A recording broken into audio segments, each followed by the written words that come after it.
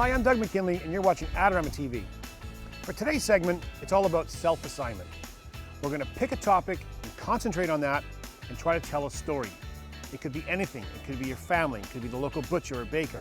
But for us today, it's a farm, a dairy farm. Now we're going to try and tell the story how this farm works.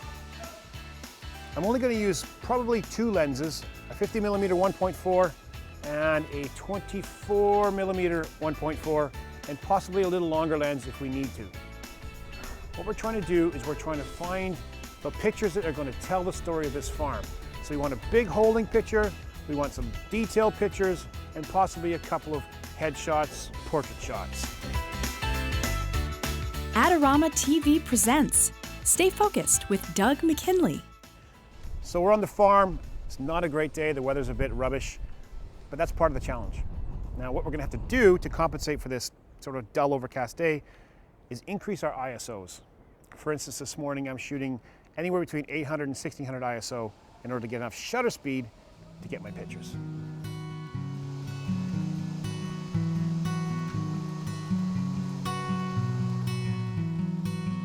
Now the most important part of this kind of photography, documentary photography, are your subjects, the people. So you have to interact.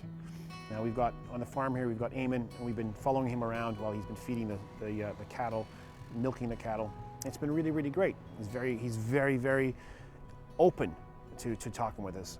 And it's up to you as a photographer to try and break those barriers down. So don't forget to interact with the people. It's the most important part.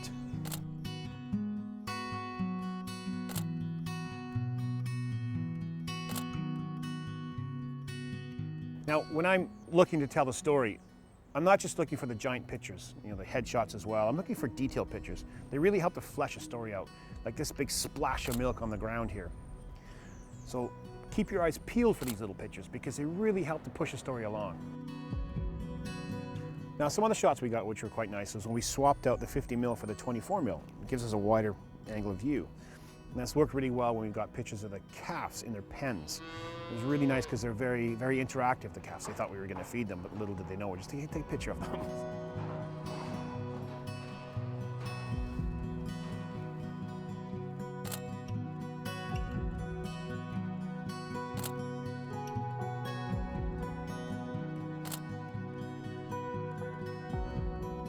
Another image I like is when Sean, Eamon's colleague, was cleaning out the milking parlor. Now he'd soaked the whole floor with a really powerful hose, and it was creating some really nice reflections of light. So I was able to silhouette him against the background. So this is what I'm talking about. All these different images that help tell the story. So what I'm trying to do when I'm out taking these kind of pictures is I'm trying to build layers of pictures. I don't exactly know what I'm going to get until I get it, really. So it does take that concentration and experimentation and the willingness to take a risk as well to get your images.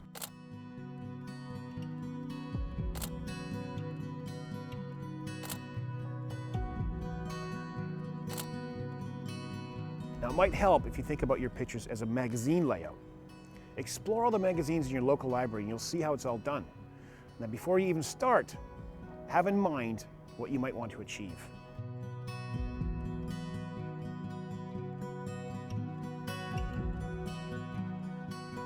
I think one of my favorite shots from this morning was when Eamon was walking across the fields with a bunch of calves behind him. And I used a long lens then, I used a 300mm lens to really suck the picture in. And that's going to be our establishing picture. It'll look really nice blown up on a magazine, for instance.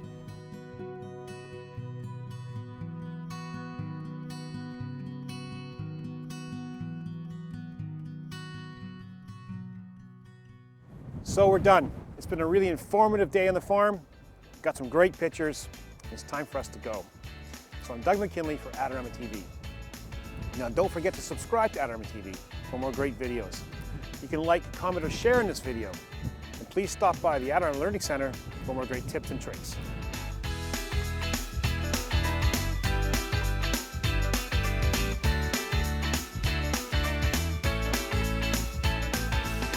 Do you want great looking prints at low cost? Be sure to visit our easy-to-use online printing service. Adorama Pix has professionals who treat your images with the utmost care that you can count on. For a quick turnaround on photos, cards, or albums, use AdoramaPix.com.